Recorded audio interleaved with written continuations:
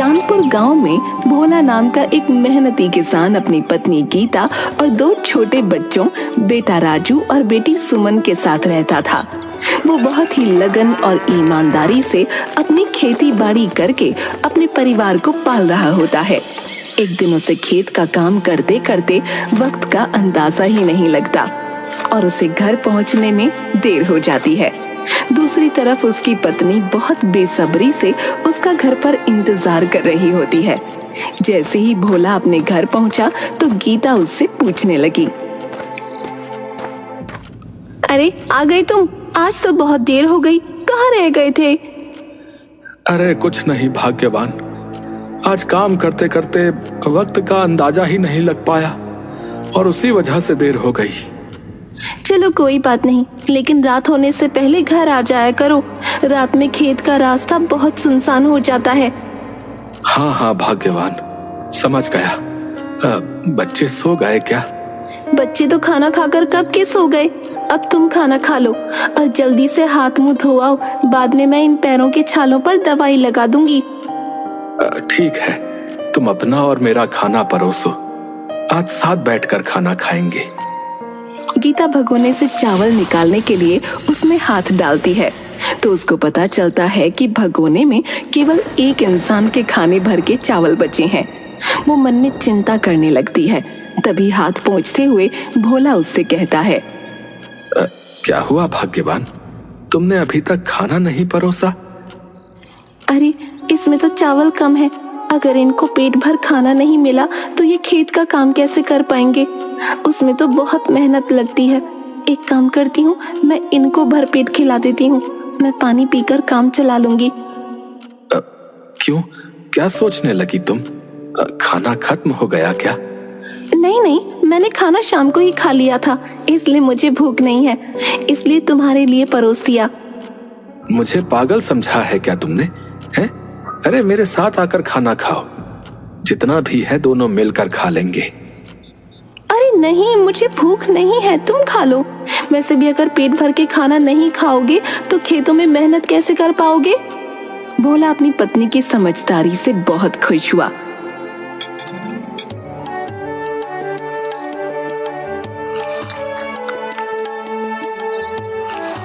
फिर दोनों साथ में खाना खाकर सो जाते हैं। अगले दिन वो जब खेत में काम कर रहा था तो उसका दोस्त राकेश भी अपने खेत से उसको देखता है कि भोला आसमान की तरफ देखकर तेजी से मेड़ बनाने का काम करने लगता है। राकेश उसके पास आकर हंसते हुए कहता है, अरे भोला, अरे तूने ऐसा क्या देखा रे आसमान में जो तेरे काम में हिरन जैसी फुर्ती आ गई? अरे राकेश, तू भी अपने खेत में जाकर जल्दी से मेड़ बना ले, मुझे लगता है आज रात तेज बारिश हो सकती है। अरे कहीं नहीं बारिश हो रही यार, आसमान पूरा साफ है। मैं तो बना ले रहा अपनी मेड़, और तू भी बना ले, मौसम का कोई भरोसा नहीं। ठीक है भोला, तुम अपने खेत की मेड़ बना लो, मैं तो अब कल ही आकर मेड़ बनाऊंगा, आज वैसे भी बहुत काम कर लिया भैया। भोला अब अपने खेत की मेड़ बनाकर अपने घर जाने लगता है और तभी वो देखता है कि राकेश बिना मेड़ बनाए ही अपने घर चला गया।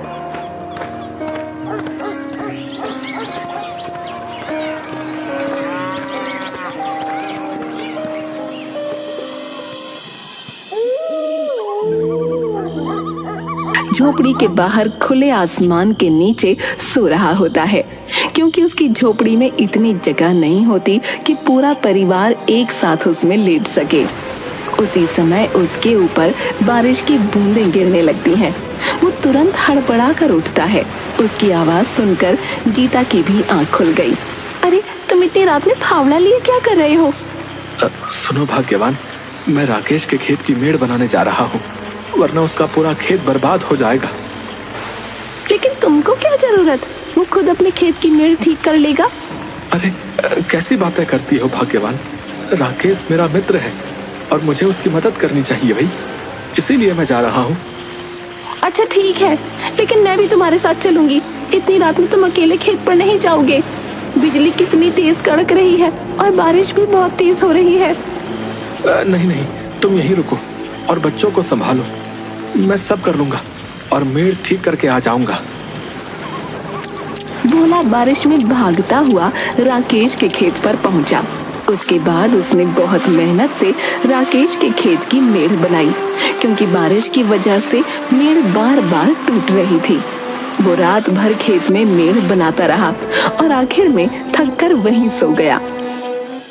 सुबह जब राकेश ने देखा कि रात में तेज बारिश हुई है तो वो बहुत घबरा गया और चिंता से रोते हुए खेत की तरफ भागा। खेत में पहुंचकर उसने देखा कि उसका खेत बिल्कुल ठीक है और वहीं पास में भोला लेटा हुआ है। वो समझ गया कि भोला ने ही उसके खेत की मेड़ ठीक की है। भैया भोला, अरे अरे उठो, अरे देखो सुबह हो गई। अरे राकेश, तू यहाँ? अरे तू रो क्यों रहा है भाई? भैया मुझे लगा मेरे खेत की मिट्टी बह गई होगी। अरे मेरे होते हुए मैं तेरा नुकसान थोड़े ना होने देता।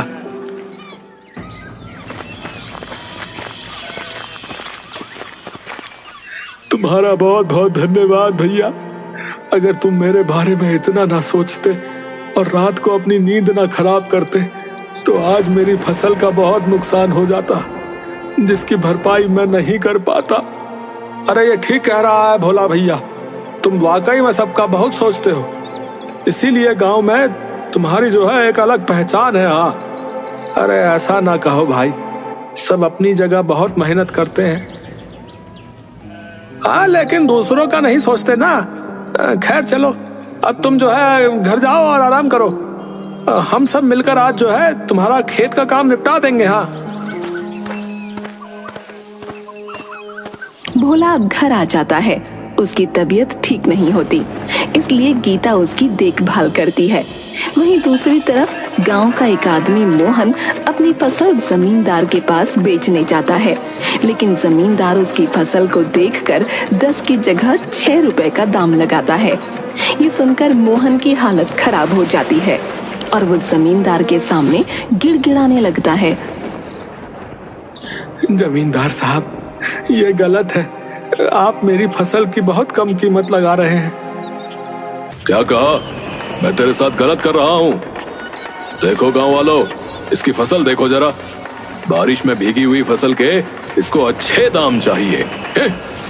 जमींदार साहब, मेरी बेटी की शादी की तैयारी की वजह से मैं खेत पर ध्यान नहीं दे पाया। फसल बस भीगी हुई है, ये धूप में सूख जाएगी। देख मोहन, तुझे समझ आए या नहीं, पर अगर 6 रुपए में फसल बेचनी है तो बेच, वरना उठा अपनी फसल और निकल जा यहाँ से। मोहन अब मजबूरी में अपनी फसल 6 रुपए में जमींदार को बेच देता है, क्योंकि वो सोचता है कि जितना पैसा मिल रहा है वो ही उसके लिए इस वक्त बहुत जरूरी है। बेटी की बारात सर पर है और उसके पास और कोई रास्ता ही नहीं है। वो पैसे लेकर अपने घर चला जाता है। उधर तबीयत ठीक होने के बाद भोला राकेश के घर जाता है और दरवाजे से चिल्लाते हुए राकेश को आवाज लगाता है। राकेश, अरे ओ राकेश, अरे जरा बाहर आओ।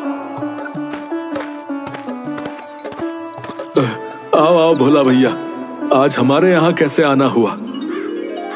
यार राकेश, मुझे खेत में जुताई करने के लिए पुराने कपड़े चाहिए। मेरे ये कपड़े अभी नए हैं, जिनको मैं शादी बारात में पहन लेता हूँ। अरे क्यों नहीं भैया, अभी लाता हूँ। हाँ जल्दी से ले आओ, फिर मेरे साथ खेत पर चलो। ये लो भैया, अभी तो यही है मेरे पास। अरे वाह राकेश, ये तो बहुत अच्छा है। चलो अब जल्दी से खेत पर चलते हैं, चलो। वो दोनों खेत पर जाकर जुताई का काम शुरू कर देते हैं और वहाँ हल्की हल्की बारिश भी होने लगती है। वहीं पास में बारिश के पानी में नहाते हुए गांव के बच्चे मजे कर रहे थे और भोला और राकेश भी मजे से खेत में मिलकर जुताई का काम कर रहे होते हैं। अचानक राकेश की नजर भोला की धोती पर पड़ी, जिससे रस्सी जैसा कुछ लटक रहा था। राकेश उसको सांप समझकर छड़ी से उसको निकालने लगा, जिससे भोला की धोती खुलकर जमीन पर गिर गई।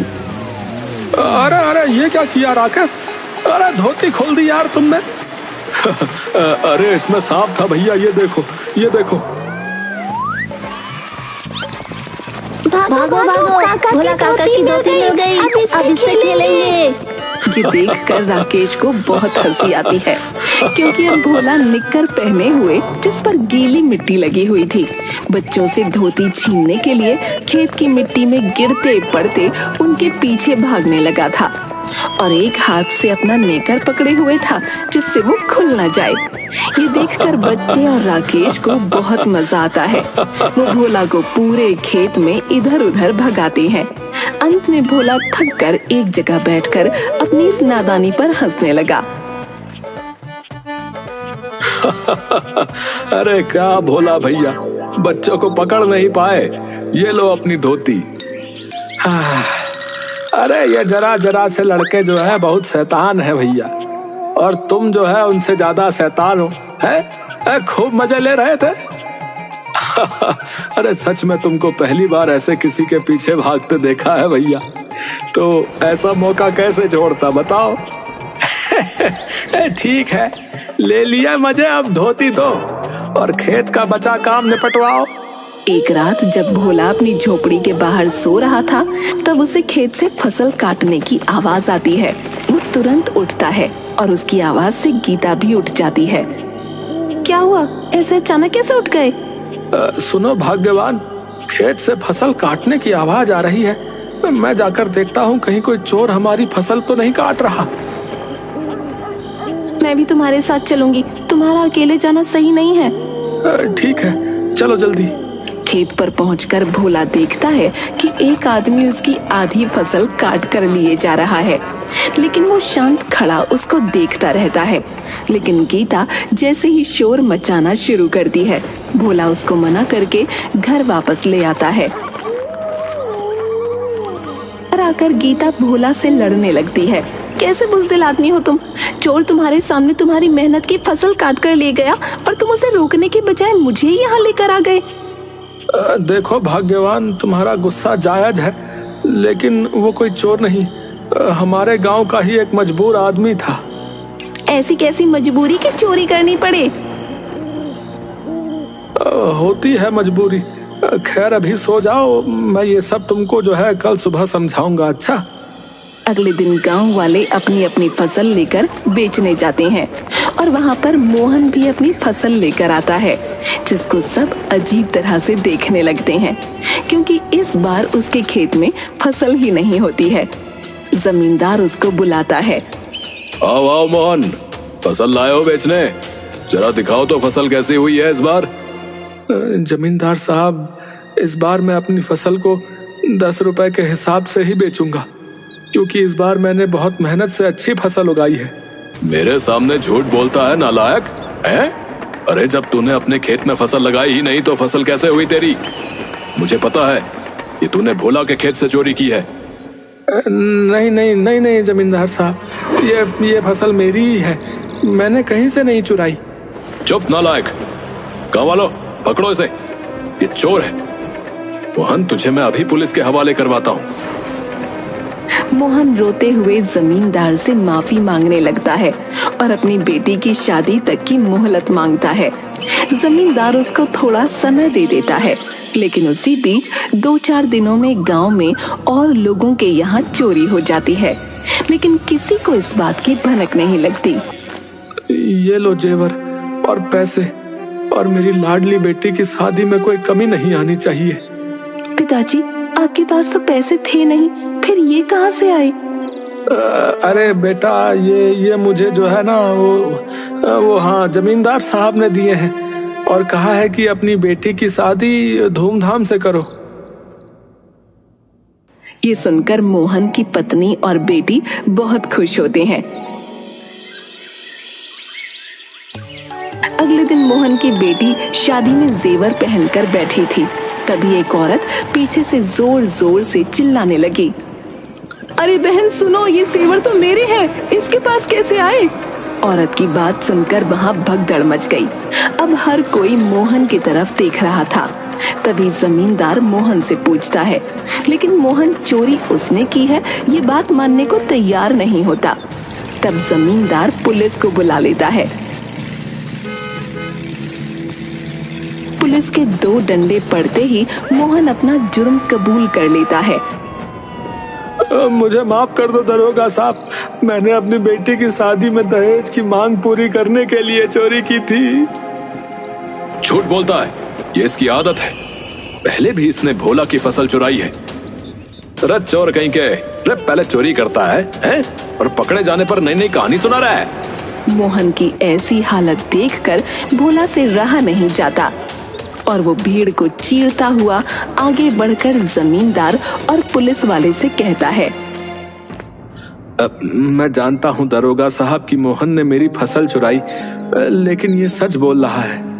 अरे ये देखो गांव वालों, ये आलिया मोहन का वकील है। एक तो इसने तेरी फसल चुराई, ऊपर से तो इसका ही साथ दे रहा है। भोला सबको बताता है कि एक दिन उसने देखा था कि मोहन चुराया हुआ धन और जेवर मंदिर में रखकर माता के सामने अपनी बेटी की शादी अच्छे से हो जाए उसकी विनती कर रहा था। असल में उसकी बेटी के ससुराल वालों ने आखिरी समय में जेवर और धन की मांग की और अगर वो उसको पूरा नहीं करता तो उसकी बेटी की शादी टूट जाती। भाई, क्या ये भोला सच बोल रहा है? जी दहेज तो देना ही पड़ता है ना, इसमें जो है इतना आश्चर्य की क्या बात है? पिताजी, अगर ये बात थी तो आपने मुझे पहले क्यों नहीं बताया? मैं अपने पिता की इज्जत को उछाल कर ये शादी न करूंगी। मोहन की बेटी की ये बातें सुनकर उसके ससुराल पक्ष के लोग उल्टी सीधी बातें बोलने लगते हैं, लेकिन तभी भोला मोहन की बेटी को पूरे गांव की बेटी कहता है और तब जमींदार अपनी इज्जत बचाने के लिए दरोगा से दहेज के खिलाफ कार्यवाही करने को बोलता है। उनकी मजबूरी को समझते हुए जो है मैं उसको छोड़ता हूँ, लेकिन उसके ससुराल पक्ष को अभी थाने में बंद कर दूंगा। दरोगा की फटकार सुनकर ससुराल पक्ष के लोग डर जाते हैं, लेकिन तब भोला बात संभालते हुए कहता है, मैं मोहन की बेटी को अपनी बेटी समझकर जो है भेंट स्वरूप अपनी फसल का वो आधा हिस्सा और ये कुछ पैसे देता हूँ, जिससे उसकी शादी ना टूटे और गांव की इज्जत बच सके।